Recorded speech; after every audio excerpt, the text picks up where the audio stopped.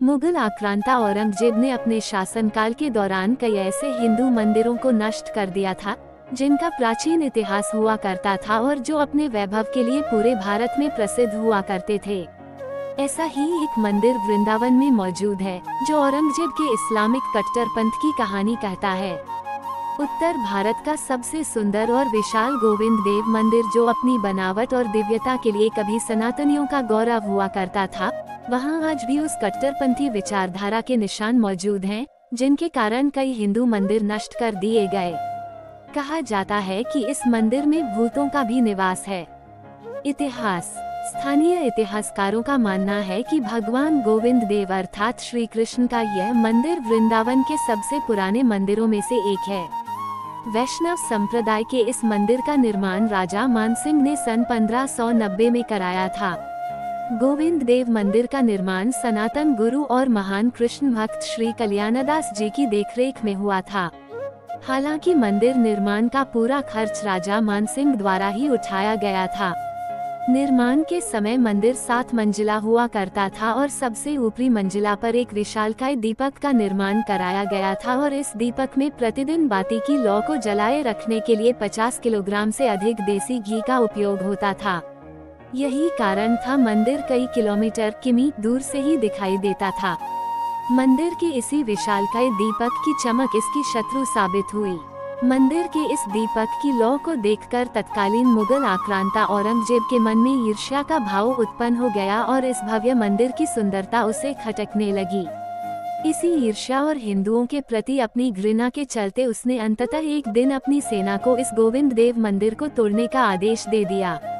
किसी दैवीय कृपा के कारण मंदिर के पुजारी को औरंगजेब की इस योजना का भान हो गया और उन्होंने मंदिर में स्थापित भगवान गोविंद की पुरातन प्रतिमा को वृंदावन से बहुत दूर जयपुर भेज दिया, जहां उनकी स्थापना कनक बाग में स्थित गोविंद देव मंदिर में हुई। औरंगजेब अपनी सेना के साथ मंदिर को तोड़ने पहुंचा। मंदिर की भव्यता इतनी थी कि औरंगजेब की सेना 4 मंजिल ही गिरा सकी। इसके बाद औरंगजेब ने मंदिर को खंडित और अपवित्र करने के प्रयास में यहाँ नमाज पढ़ी और शेष बचे मंदिर पर मस्जिद की संरचनाएं और गुंबद आदि बनवा दिए।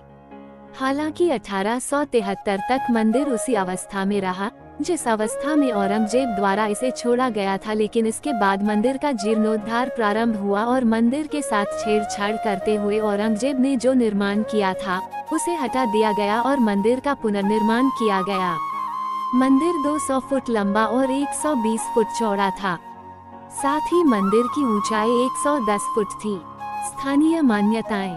कहा जाता है कि औरंगजेब के द्वारा इस मंदिर को तोड़ दिए जाने के बाद इस मंदिर में भक्तों का आना जाना बंद हो गया। कई सालों तक मंदिर वीरान अवस्था में रहा और इसी के चलते यहाँ भूतों का निवास हो गया। हालांकि कहा जाता है कि इन भूतों द्वारा कभी भी किसी को कोई नुकसान नहीं पहुँचाया गया। इसके अलावा स्थानीय लोग तो ये भी मानते हैं कि इस मंदिर के निर्माण में भी भूतों का योगदान रहा है, क्योंकि इस मंदिर की भव्यता और कारीगरी ऐसी है कि इसे 5 से 10 सालों में इंसान द्वारा बनाया जाना बहुत मुश्किल प्रतीत होता है।